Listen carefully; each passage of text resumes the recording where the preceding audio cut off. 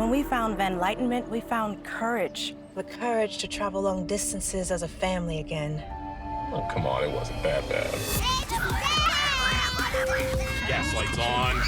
It was that bad. With a total range of 520 miles, you'll find peace of mind in America's only plug-in hybrid minivan. Get $2,250 total bonus cash plus purchase, and you may qualify for up to a $7,500 federal tax credit and up to a $6,500 California clean vehicle rebate on Pacifica Hybrid. How can you sleep on such a firm setting? Good. Mine is almost the same as you. Almost. Just another word for not as good as mine. Save 50% on the Sleep Number limited edition smart bed, plus 36-month financing on select smart beds. Shop now only at Sleep Number. At Jacoby & Myers, we've been helping California accident victims for over 50 years.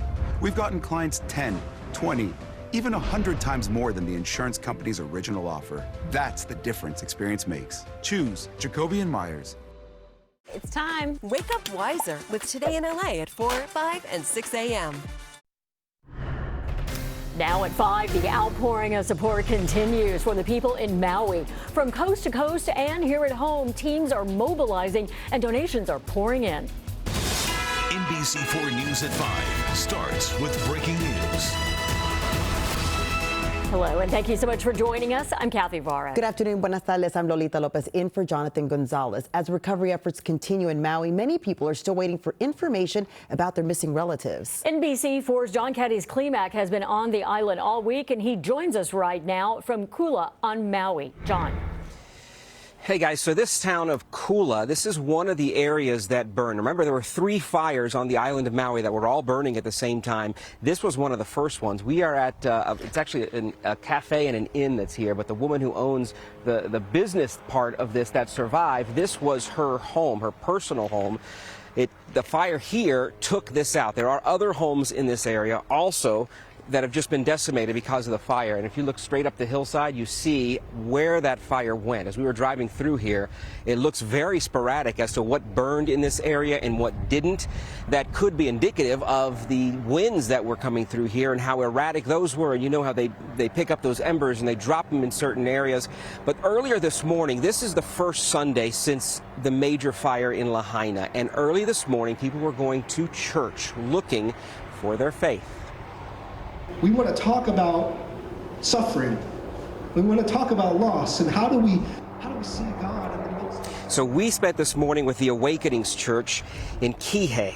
Music and prayer building up the hearts of those who have had to endure so much. Lahaina survivors, Maui neighbors, gathering to share stories and talk about the images that have been seared into their minds. Lahaina, once the capital of the Hawaiian kingdom, now crumbled to ash. And so many asking, how can such pain and suffering be handed down to such good people? The worst disaster in American history in a century, but one where those of faith say is now a call to do more to help those in need.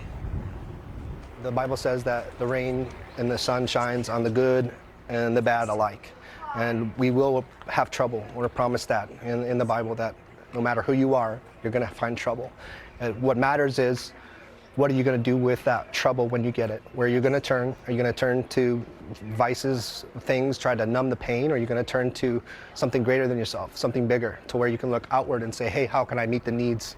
Good job, guys. And this is how some of the people from that Awakenings Church met the needs, stuffing boats full of supplies to take to Lahaina, those who have been cut off from the rest of the world. There are multiple trips over the last few days that continued even today. I want to bring you back live, though, here to Kula. The firestorm here has apparently ended. The cleanup has begun, but look at this area right now that Jorge, my photographer, is showing you. Those are engines to cars. All of that is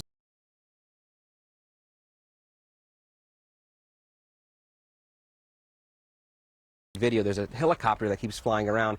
It looks like they're still doing water drops in this area, so there may still be some hot spots even up here. Reporting live in Kula, I'm John Caddy's Klimak, NBC4 News. Guys, back to you. And John, what will we be talking about in your next report? I know you have been there for several days, and we'll see you again at 6 o'clock.